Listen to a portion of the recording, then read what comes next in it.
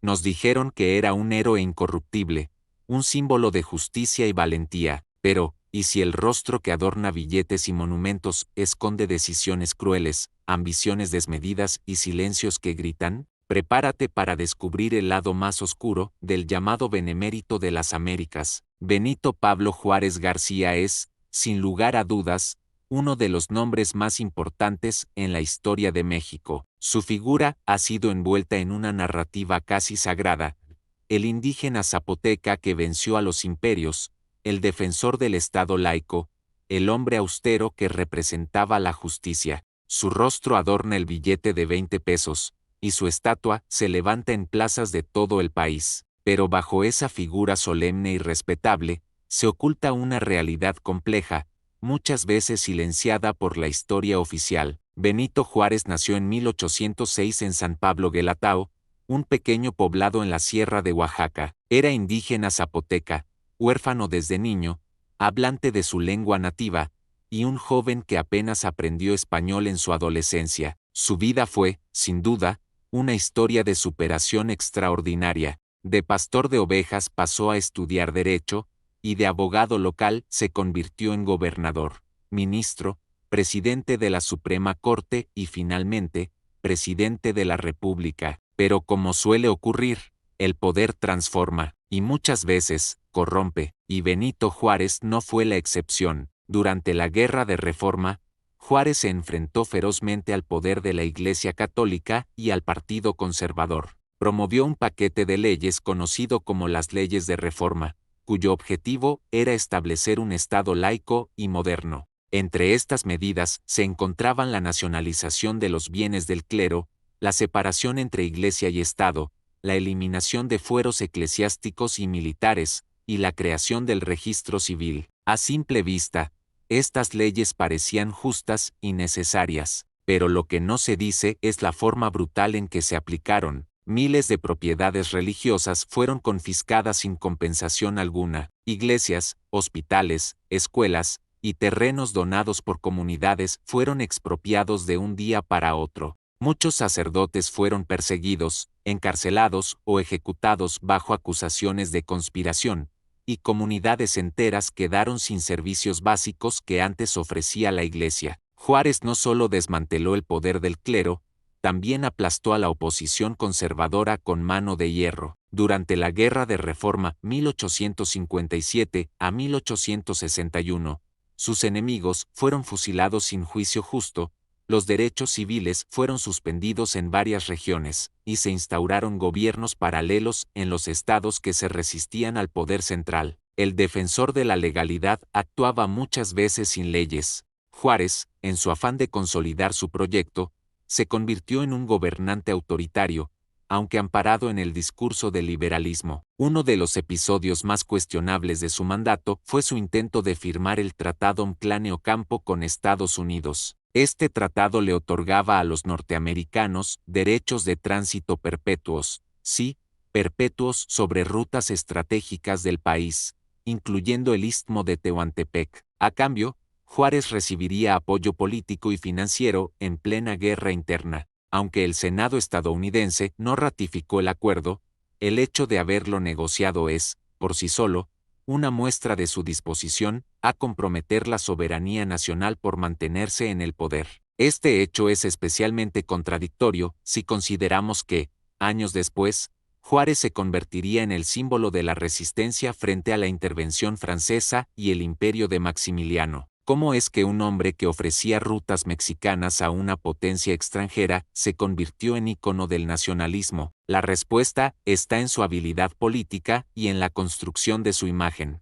Juárez fue un maestro del control narrativo. Mientras su gobierno avanzaba en la centralización del poder, también se aseguraba de que su figura fuese vista como incorruptible, austera y justa. Pero la realidad era otra. Durante su presidencia, México vivió una fuerte polarización, con regiones completas descontentas con su estilo de gobernar. En nombre de la República se cometieron múltiples excesos. Uno de los temas más dolorosos es su relación con los pueblos indígenas. Paradójicamente, Juárez no fue un defensor de los pueblos originarios, a pesar de ser indígena él mismo. De hecho, las reformas liberales impulsaron la privatización de las tierras comunales, lo cual terminó despojando a miles de indígenas de sus territorios ancestrales. El nuevo sistema de propiedad individual favorecía a los terratenientes y a las élites, mientras empujaba a los campesinos originarios a la pobreza o al peonaje. En su visión,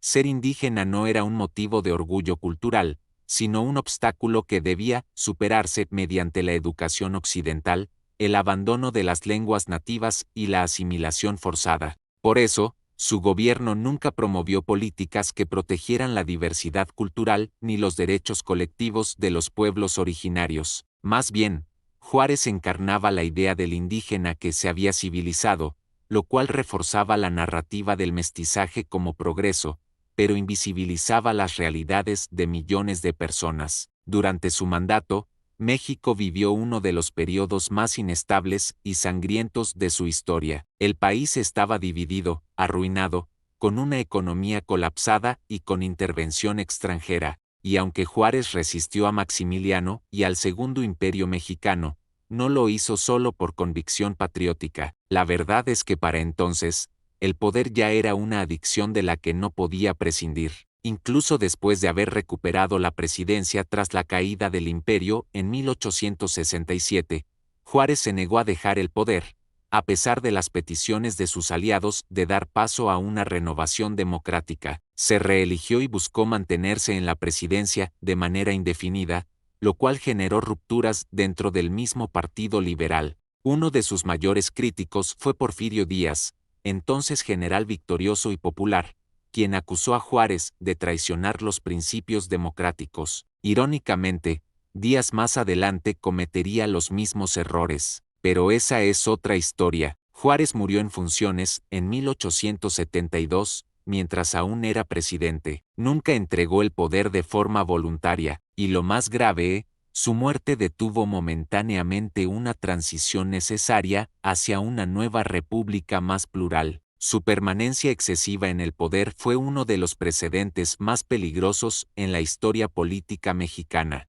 Sin embargo, tras su muerte, el Estado mexicano se encargó de santificar su figura, se omitieron sus errores, se exageraron sus virtudes, y se elevó su nombre a niveles casi religiosos. Lo que fue un político astuto, con luces y sombras, se convirtió en el héroe perfecto. Pero como estás viendo, la historia completa es muy distinta. Cuando el poder se convierte en un fin, los principios pueden ser sacrificados sin piedad. Y en el caso de Juárez, el precio de su permanencia fue la sangre, el silencio y la mentira. Para entender la dimensión del legado oscuro de Benito Juárez, es necesario profundizar en algunos de los episodios más controvertidos de su mandato y el impacto que sus decisiones tuvieron en las décadas posteriores. Uno de los momentos más decisivos fue la ejecución de Maximiliano de Habsburgo en 1867, junto a los generales conservadores Miramón y Mejía. Aunque el fusilamiento fue legal bajo las leyes de guerra,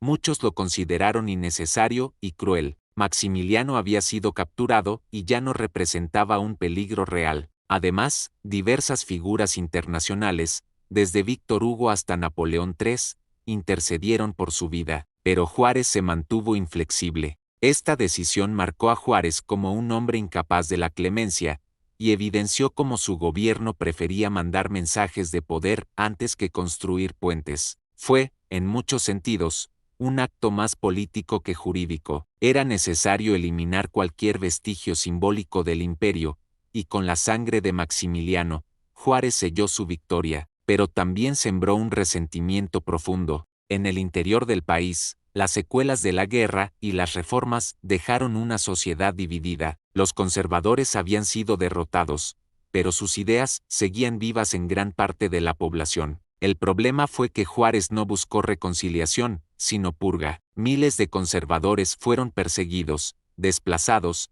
e incluso asesinados. El nuevo régimen liberal no se conformó con ganar. Quiso aplastar cualquier disidencia. Mientras tanto, el Estado mexicano, bajo la administración juarista, se volvió cada vez más centralista. Gobernadores, Alcaldes y líderes locales eran designados o removidos según su fidelidad al presidente. Las decisiones importantes se tomaban desde la capital, sin consultar a las provincias, lo cual generó tensiones regionales cada vez mayores. En el ámbito económico, las reformas liberales permitieron la formación de una nueva élite económica, formada por políticos, militares y empresarios que se beneficiaron de las tierras expropiadas a la Iglesia y a las comunidades indígenas. Se vendieron propiedades a precios irrisorios, muchas veces a amigos del régimen, y se consolidaron fortunas privadas sobre el despojo público. La brecha entre ricos y pobres aumentó, y en lugar de democratizar la riqueza, las reformas de Juárez terminaron fortaleciendo a una minoría privilegiada. El campo quedó en manos de hacendados,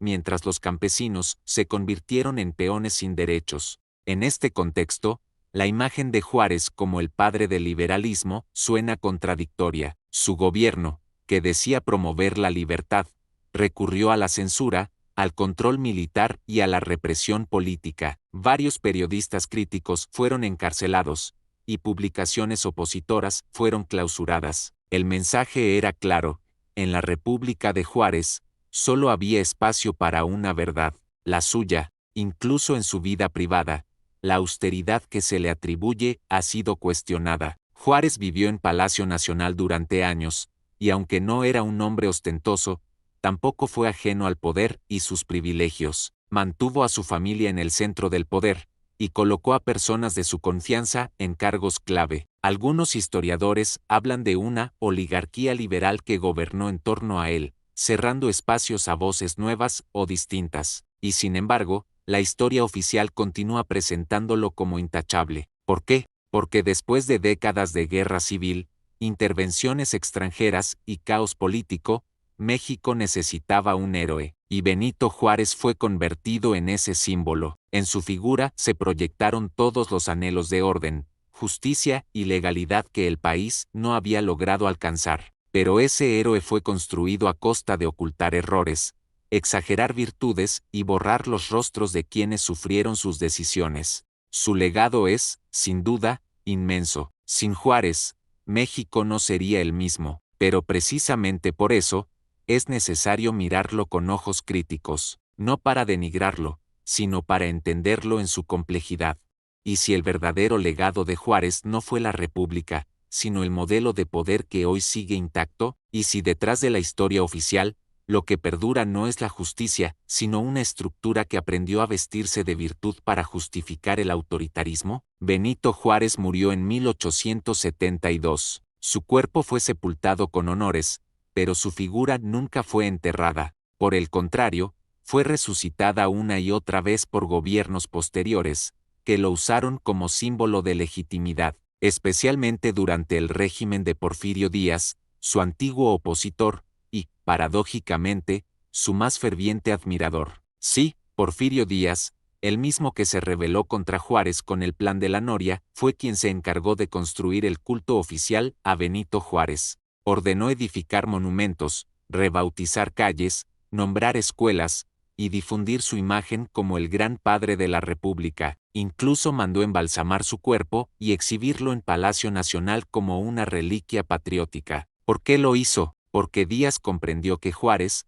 a pesar de sus errores, era útil como símbolo. Representaba el orden, la legalidad, la autoridad moral. Y Díaz necesitaba exactamente eso para justificar su dictadura de más de 30 años. Así nació la paradojas, el autoritarismo liberal, un modelo de gobierno que se dice republicano, pero que concentra el poder en una sola figura, que promueve elecciones, pero controla los resultados, que exalta las libertades en el discurso, pero reprime a la disidencia en los hechos. Y ese modelo, aunque con diferentes disfraces, se ha repetido en México una y otra vez. Incluso en el siglo XX, los presidentes del PRI se autodenominaban herederos de Juárez. El nacionalismo revolucionario lo adoptó como emblema del Estado laico y del antiimperialismo, mientras mantenía una estructura de poder vertical y centralizada. Pero más allá de su uso político, las sombras del legado de Juárez siguen proyectándose en la realidad mexicana actual. ¿Qué nos dejó realmente Juárez? Un presidencialismo fuerte y prolongado, aunque luchó contra emperadores, Juárez nunca dejó el poder de forma voluntaria. Su ejemplo sentó un precedente de caudillismo civil. México pasó del imperio al presidencialismo imperial, donde el presidente podía reelegirse, centralizar funciones, imponer su visión, y llamar a todo eso legalidad. La idea de que el fin justifica los medios. Juárez es visto como un héroe porque triunfó, pero pocas veces se analizan los costos humanos de sus victorias: pueblos despojados, opositores fusilados, libertades suspendidas, y concesiones a potencias extranjeras. Esa lógica, la de sacrificar derechos por un proyecto más grande, ha justificado abusos durante décadas. El despojo de los pueblos originarios. La reforma liberal vendió millones de hectáreas de tierras comunales, legalizando el despojo con el argumento del progreso. Esa herida sigue abierta. Hoy, muchas comunidades indígenas aún luchan por recuperar lo que las leyes juaristas les arrebataron. La historia de Juárez, en vez de ser símbolo de orgullo indígena, es recordada por muchos como el inicio del despojo legalizado, una educación que construye mitos, no pensamiento crítico. Durante más de un siglo, los libros de texto han repetido una versión idealizada de Juárez. Se ha convertido en un santo laico, imposible de cuestionar. Esta falta de pensamiento crítico impide que generaciones nuevas comprendan los matices de su figura, y peor aún, nos vuelve vulnerables a repetir los errores del pasado. El verdadero peligro de ocultar el lado oscuro de nuestros héroes no es dañar su memoria, sino repetir sus errores sin darnos cuenta. Si Juárez nos enseñó algo, es que el poder debe ser vigilado, aun cuando lo ejerzan los más ilustres, porque la historia no necesita ídolos, necesita verdad. Si llegaste hasta aquí, es porque buscas una historia más honesta. Te invito a dejar tu comentario. ¿Benito Juárez fue un héroe, un político frío o ambas cosas a la vez? Suscríbete para más relatos donde cuestionamos lo que parece incuestionable, porque aquí no repetimos discursos, los desarmamos.